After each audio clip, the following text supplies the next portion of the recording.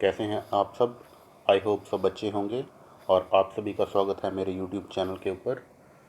तो दोस्तों, आज हम पहाड़ी गांधी बाबा कांसीराम के जीवन के ऊपर थोड़ा प्रकाश डालेंगे, उनकी पूरी बायोग्राफी पढ़ेंगे। पहाड़ी गांधी बाबा कांसीराम जी हमारे देश के महान स्वतंत्रता सेनानियों में से एक थे, लेकिन आज उनको वो सम्मान नहीं मिला है जो उन्हें मिलना चाहिए था, जिसके वो हकदार थे। तो चलिए दोस्तों, शुरू करते हैं। दोस्तों, उनके द्वारा लिखी हुई एक कविता है, मैं उसका कुछ अंश आपके सामने पेश करने जा रहा हूँ, तो सुनिए। देश बड़ा है, कौम बड़ी है, जिंद अमानत उसदी, उलझा मत्था टेकी ने, असां इनकलाब बुलाना, कांशी असां फेरी जेला जाना। तो ये उनके कुछ शब्द थे जो मैंने आपके सामने रखे। तो दोस्तों, अब शुरू करते हैं उनकी बायोग्राफी। ये थे हमारे पहाड़ी गांधी बाबा कांशीराम जी। ये उनकी फ़ोटो है और ये उनके नाम पे डाक टिकट जारी हुआ था, ये वो है। तो चलिए दोस्तों, शुरू करते हैं। बाबा कांशीराम जी का जन्म कस्बा डाडा सिबा के गांव पधियाड़ी में पंडित लखनऊ राम के घर 11 जुलाई 1882 ईस्वी में हुआ था। इनकी प्रारंभिक शिक्षा गांव में ही हुई थी। छोटी उम्र में ही इनका विवाह श्रीमती सरस्वती देवी से हो गया था। ये उनका घर है जो अभी भी इसी जर्जर स्थिति में है। सरकार को कुछ करना चाहिए, इसे राष्ट्रीय धरोहर या कुछ मतलब उनके लिए करना चाहिए, क्योंकि उन्होंने बहुत बड़ा बलिदान दिया है इस देश के खातिर। उन्होंने दोस्तों पूरी उम्र भर काले कपड़े पहने रखे। वो कहते थे कि जब तक देश आज़ाद नहीं हो जाता मैं काले कपड़े ही पहनूंगा। तो दोस्तों, आगे कंटिन्यू करते हैं। गांव की चौपाल पर साथियों के साथ बैठकर लोकगीतों को गाना, नाटक खेलना और नवरात्रों में रामलीला में भाग लेना आदि कांशीराम के बाल्यकाल के शौक थे। सन 1893 ईस्वी में इनके पिता और उसके एक वर्ष बाद ही उनकी माता का भी स्वर्गवास हो गया। उसके बाद वे अपने ताया के साथ रहने लगे। 16 वर्ष की आयु में नूरपुर जाकर एक वकील के पास मुंशी की नौकरी कर ली, परंतु इस व्यवसाय में मन नहीं लगा। तो उन दिनों संपूर्ण भारतवर्ष में स्वतंत्रता आंदोलन तेजी से आगे बढ़ रहा था। आज़ादी के दीवाने देश को स्वतंत्र करवाने के लिए अपने प्राणों की आहुति दे रहे थे। किशोर कांसीराम पर स्वाधीनता की इन गतिविधियों का प्रभाव पड़ना स्वाभाविक ही था। इसी दौरान बाबा कांशीराम अपने एक मित्र के साथ लाहौर चले गए।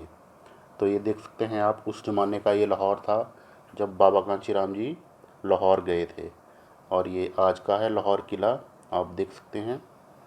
तो दोस्तों, लाहौर में इनका परिचय कांगड़ा क्षेत्र से संबंधित कुछ युवकों से हुआ जो आजीविका कमाने हेतु यहाँ आए थे।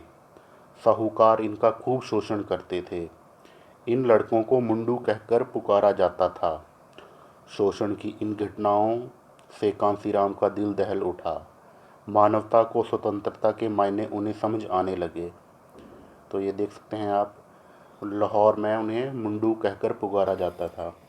आज भी जो कांगड़ा और हमीरपुर का एरिया है उनमें लड़कों को मुंडू कहकर ही संबोधित किया जाता है। तो चलिए दोस्तों, आगे करते हैं कंटिन्यू।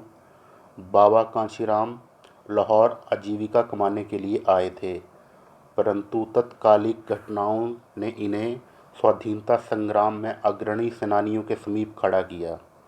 उस समय बाबा जी का संपर्क जिन स्वतंत्रता सेनानियों से हुआ उनमें श्री हरदयाल, सूफी रमजाहिद शाह आदि प्रमुख थे। इन देशभक्तों ने जहां बाबा कांशीराम को देश की आज़ादी के लिए प्रेरित किया, वहां उन्होंने पहाड़ी में देशभक्ति की कविताएं भी लिखी। प्रारंभ को लाहौर रहने ऐसे देशभक्तों के संपर्क में आने से बाबा की जीवन की दिशा ही बदल गई।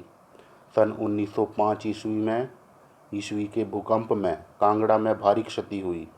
लाला लाजपत राय के नेतृत्व में कांग्रेस पार्टी की ओर से राहत कार्य शुरू हुआ। कांशीराम भी उसमें सम्मिलित हुए। उसी समय उनका सर्प उसी टाइम उनका संपर्क लाला जी से बढ़ा। सन 1906 ईस्वी में उनकी भेंट सूफी अम्बा प्रसाद तथा मौलवी बरकत उल्लाह जैसे देशभक्तों से हुई। सन 1911 ईस्वी में देशभक्त साथियों सहित दिल्ली दरबार देखने गए। लॉर्ड हॉर्डिंग पर बम फेंकने की घटना के कारण उनके साथी बिखर गए। उसके उपरांत सरकार का दृष्टिकोण बता दमन चक्कर शुरू हुआ। अनेक राष्ट्रभगत बंदी बनाए गए, परंतु इस घटना ने आंदोलनकारियों के हौसले बुलंद कर डाले। बम कांड के बाद जनता को अंग्रेजों का शिकार होना पड़ा। बाबा जी से अत्यंत दुखी हुए। रॉलेट एक्ट के विरोध में जब अमृतसर नृशंस हत्याकांड हुआ, 1919 में हुआ था ये, जब जलियांवाला बाग हत्याकांड, उसमें बहुत सारे लोग मारे गए थे।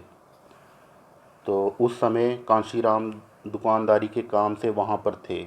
इस घटना ने उनके भीतर देशभक्ति की भावना को और उत्तेजित किया।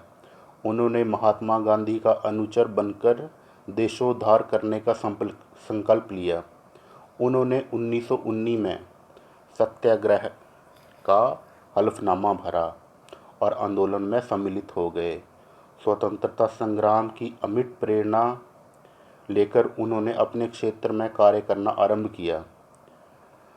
तो ये क्या करते थे कि गांव-गांव जाकर अपनी कविताएं और अपने नाटक सुनाते थे, जिससे लोग देशभक्ति की तरफ प्रेरित हों और उन्हें अंग्रेज़ों से मुक्ति मिले।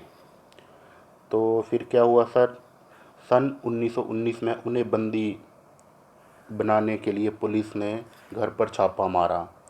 उन्हें अंग्रेजी राज के खिलाफ कार्य करने के जुर्म में बंदी बनाया गया। 2 वर्ष की सख्त कैद की सज़ा हुई।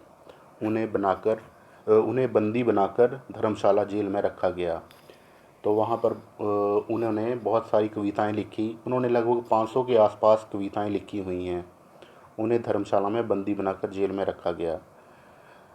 तो बाबा के स्वाधीनता आंदोलन संबंधी गीतों और कविताओं को सुनकर सरोजिनी नायडू ने उन्हें बुलबुले पहाड़ की उपाधि से सम्मानित किया। ये थी हमारी सरोजिनी नायडू जी, जिन्होंने बाबा कांशीराम जी को बुलबुले पहाड़ की उपाधि से सम्मानित किया था। तो आगे 23 मार्च 1931 ईस्वी के दिन सरदार भगत सिंह, राजगुरु और सुखदेव को लाहौर में फांसी देने की घटना से कांशीराम जी अत्यधिक प्रभावित हुए। इस घटना के बाद ही आजीवन काले वस्त्र धारण कर ब्रिटिश सरकार से जूझने का व्रत लिया। तभी से वे स्वाह-पोश जर्नैल कहलाए। बाबा जी ने कसम खाई थी कि जब तक देश आज़ाद नहीं हो जाता वह काले कपड़े ही पहनेंगे। तो फिर क्या हुआ दोस्तों, 1937 ईस्वी में गदड़ीवाल होशियारपुर में एक विशाल जनसभा को संबोधित करते हुए पहाड़ी गांधी जी को जवाहरलाल नेहरू जी ने देखा। तो उन्होंने उन्हें पहाड़ी गांधी कहकर बुलाया। उनकी जो लगन थी उसे देखकर उन्हें पहाड़ी गांधी की उपाधि से सम्मानित किया जवाहरलाल नेहरू जी ने। सन 1939 ईस्वी में कांशीराम ने कांगड़ा क्षेत्र में स्वतंत्रता सेनानियों के साथ मिलकर गांव-गांव में जनसभाओं को संबोधित किया। सन जून 1940 ईस्वी में कांगड़ा के ज्वालामुखी में राजनीतिक सम्मेलन का आयोजन हुआ। सम्मेलन के आयोजन के लिए कांग्रेस स्वयं सेवक दल का नेतृत्व बाबा जी ने किया था।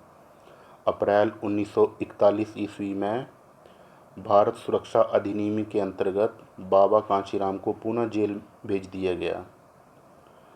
उन्होंने अपने जीवन काल में पहाड़ी भाषा में 500 से अधिक कविताओं की रचना की। उनकी कुछ कविताएं उनके पुत्र स्वायाराम द्वारा पहाड़ी सरगम नामक पुस्तक में संकलित की गई हैं। उनका एक हिंदी उपन्यास बाबा बालकनाथ से फरियाद भी उपलब्ध है। बाबा बालकनाथ जी का मंदिर जो देवसिद्ध में है, उसके ऊपर उन्होंने एक उपन्यास लिखा था, बाबा बालकनाथ से फरियाद। इनकी रचनाओं में तत्कालीन समाज का चित्रण, अंग्रेजों का शोषण, नीति का विरोध, अन्य विश्वासों के प्रति जागृति, देश की स्वतंत्रता हेतु बलिदान की भावना आदि विषयों का समावेश था। देश को आज़ाद कराने और उसका पुनर्निर्माण कर स्वर्ग बनाने की भावना उनके इस गीत में मिलती है। तो ये उनके द्वारा लिखा हुआ गीत, आओ रली मिली सारे हिंद जो आज़ाद कराइए, आओ रली मिली सारे हिंद जो आज़ाद कराइए, नरक बनी गया देश असांदा, फिर तो सुरंग बनाइए। इन्हां री एक मशहूर कविता एक कुणाले दी कहानी कांशो दी जबानों है, एक होर ए नज़र घुमदी। तो ये उनके द्वारा लिखा हुआ एक गीत था। तो आगे देखिए, ये उनका घर था जो आज स्थिति में है, काफ़ी जर्जर स्थिति में है। तो गांव-गांव आज़ादी के गीत, गांव-गांव घूमकर आज़ादी के गीत और कविताएं सुनाकर लोगों में स्वतंत्रता की चेतना जगाना उनकी सांसें बन गई थी। अपने लक्ष्य के संघर्ष से निरंतर जूझते हुए बाबा कांशीराम 15 अक्टूबर 1943 ईस्वी के दिन चिरनिद्रा में सो गए। यद्यपि भारत की आज़ादी के उस दिन को वे ना देख सके जिसकी उन्हें चिर प्रतीक्षा थी, परंतु उनका जीवन हमें सदा प्रेरणा प्रदान करता रहेगा। 23 अप्रैल 1984 ईस्वी के दिन प्रधानमंत्री इंदिरा गांधी जी ने स्वयं ज्वालामुखी में पहुंचकर मुख्यमंत्री श्री वीरभद्र सिंह, केंद्रीय संचार मंत्री श्री VN गौड़गिल, सांसद प्रोफेसर नारायण चंद पराशर समेत अपार जन समूह में पहाड़ी बाबा कांशीराम जी की स्मृति में विशेष डाक टिकट जारी किया। तो उन्हें पहाड़ी हिमाचल के गांधी भी बोला जाता है। इंदिरा जी ने उन्हें प्रमुख पहाड़ी कवि तथा स्वाधीनता सेनानी कहकर ज्वालामुखी में श्रद्धांजलि भेंट की थी। तो ये थे हमारे पहाड़ी गांधी बाबा कांशीराम जी और उनकी बायोग्राफी। धन्यवाद।